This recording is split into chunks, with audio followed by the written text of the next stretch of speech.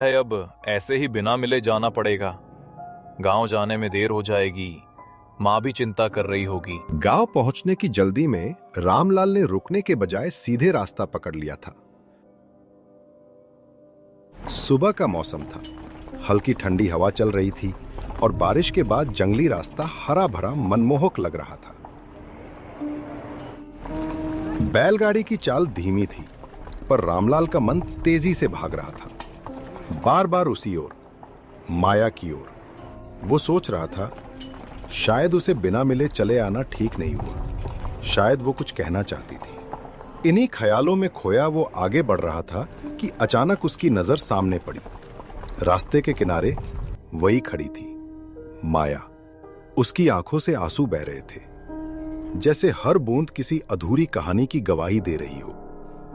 अरे माया जी, आप यहाँ? क्या हुआ आपको? रो क्यों रही हैं आप? किसी ने कुछ कहा क्या? सुबह सुबह आप कहाँ चली गई थीं? सब ठीक तो है ना माया जी? बताइए कुछ। नहीं, कुछ भी ठीक नहीं है। सुबह मैं और अम्मा जंगल में लकड़ी लेने गए थे। अम्मा थोड़ी दूर गई थीं कुछ खाने को चुनने। फिर वहां कुछ भयानक हुआ। मैं किसी तरह जान बचाकर भागी हूँ। क्या हुआ माया जी? ये हाल कैसे हो गया आपका? आपको तो कुछ नहीं हुआ ना? डरिए मत, मैं यही हूं। बताइए खुलकर, क्या देखा आपने?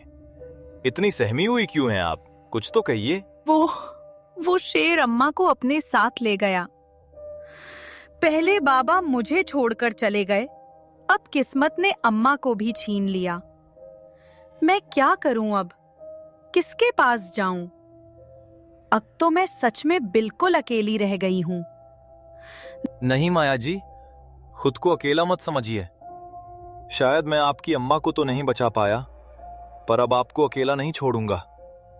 आइए, मेरी बैलगाड़ी में बैठिए।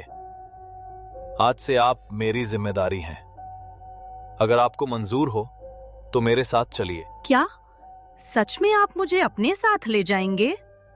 मैंने तो सोचा था भगवान ने सब छीन लिया, पर शायद एक सहारा भेज दिया। मैं चलूंगी आपके साथ, मगर सोच लीजिए, एक बार चली गई तो फिर कभी लौटकर नहीं जाऊंगी। रामलाल माया की बात मानता है और माया भी उसके साथ उसके घर गांव चलने के लिए तैयार होकर बैलगाड़ी में बैठ जाती है। दोनों अब जंगल के रास्ते से होकर घर की ओर चल पड़ते हैं। मैं भी यही चाहता हूं माया जी, आप मेरे